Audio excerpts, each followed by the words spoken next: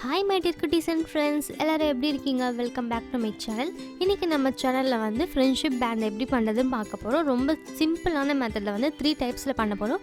So நம்ம channel நீங்கள் இப்போ தான் ஃபஸ்ட் டைம் பார்க்குறீங்கன்னா மறக்காமல் சப்ஸ்கிரைப் பண்ணிக்கோங்க. ஸோ வாங்க வீடியோக்குள்ளே போகலாம்.